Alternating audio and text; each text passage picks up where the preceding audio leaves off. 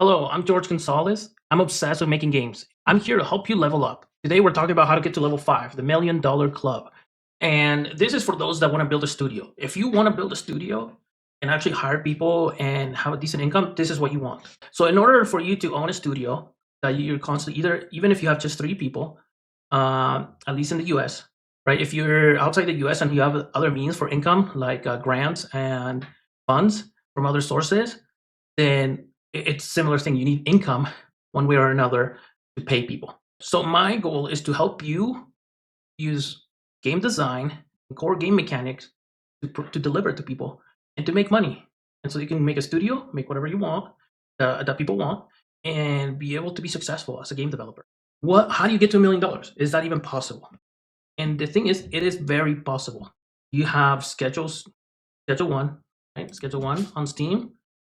How many reviews? How much is it? It's an early access, and it's $20 now. I'm pretty sure it was less before, but they're continually updating. It just released, and it's an indie game, right?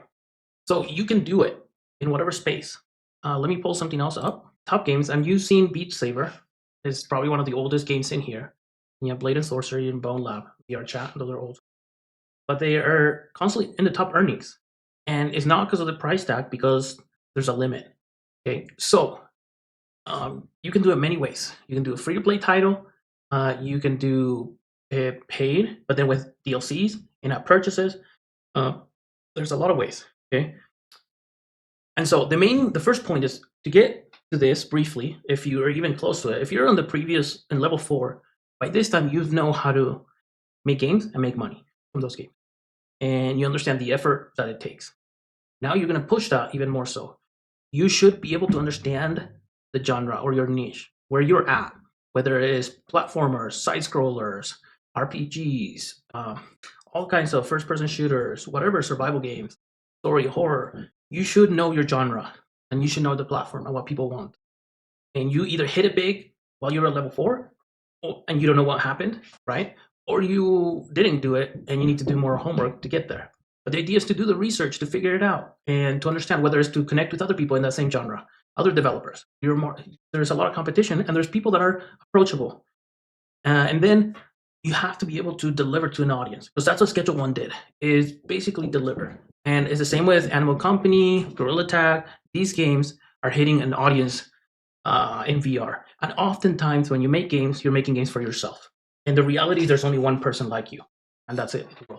So if you can find someone else like you and figure out how to deliver to them, and then you have to do your market research of how big of market is there. Okay, so let's say you're like, well, I can't make $1 million in this market, because oftentimes there might not be, but the AAA games are making that. So it's like, how do you position yourself to win against those big AAA titles? And the key is expenses and time. You got to think, those big companies take years to make the game. Yes, they polish it, but they're also taking forever. And their pivot, the way how fast they can pivot to make a decision, takes forever. And that's something that you have working for you, and it's working against them. As an indie developer, you should be able to deliver to an audience a lot better than Blizzard can. Even though you might think, oh, but people love like all this stuff that they have. Yes, they do. What is the core mechanic? Because you can start with early access and deliver something that they want and get money for it, and then pay so you can deliver that AAA push, or like to build up the game. Understand what you need to deliver a successful product. So that's like, you're like, well, what do I do? Well, look at the market, look at what people are playing, talk to the players. And so these are the core values, is being able to understand where you're at, what the market is, and how to shift to those different scenarios. And I can't give you any specifics, but we will do other videos. So I will break down these videos in detail on exactly what you can do. But all these are very specific. And so my niche is VR. And I love VR. I love making games in VR because it gives me a challenge. And right now, I know where to position myself. And I know that there's more teenage and young kids than there are adults playing VR. And they spend more time in VR than adults do. And they spend more money than adults, even though adults have more money probably. And so that's what I'm doing. I know what they want, and I can provide something new that they could, and I can get their feedback and figure that out. The other thing that I want to tell you, if you're not sure, right? I know for a fact that if you do a free-to-play title with in-game purchases, and even if you did just subscription, you don't even need in-app purchase. It's just subscription-based game with like whether it's a battle pass for subscription or something that you get for subscription. With in-app purchases, you can make there's no ceiling. When you're trying to sell a game, there's a cap, and that cap is based on how many people you're trying to sell to. Right? There's a wall. There's a limit how many people will play your game, unless you go viral and try to bring other players in. But that's for the next level. Right now, what you're focused on is how can I maximize my income with as little cost as possible. You're not trying to make it big, because even $1 million is not big. Like I thought $10 million is big, $100 million is big, but $1 million is just barely scratching the surface. Where you in this market, in this day and age, where a lot of people play, and it sounds ridiculous, and it sounds like, well, I don't want to take money. Okay, well, if you want to stay at level 4 or not, or at least know how much to sell and understanding what you can give value. This is not about, even though it's money, it's not about making money. It's about understanding how to deliver a product to people, because once you deliver it, they'll want it and they'll pay for it. And so that is the essence of it.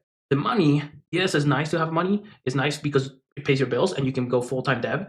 But you got to understand, the money shows that people want your game or your stuff. It's a transaction, and so you're not stealing from them. You're not. You are building something that you love and other people love, and because they love it, they want to buy it. That's it. And so if people don't want to pay for it, then they don't see the value in it. It's either too much or too little, and then you got to ask yourself why, and then you got to think about what you need to do differently to deliver something. And that is the hard part, is being able to look at what you're doing and improve it so you can do things that other people like, not just you. That is what makes you level up to the point that you can deliver on good stuff. So, and this is where I'm at today, right now. As the moment, I'm trying to get there, trying to deliver a product that people love, and be able to make those decisions faster because I'm the owner of my game and I can make those pivots.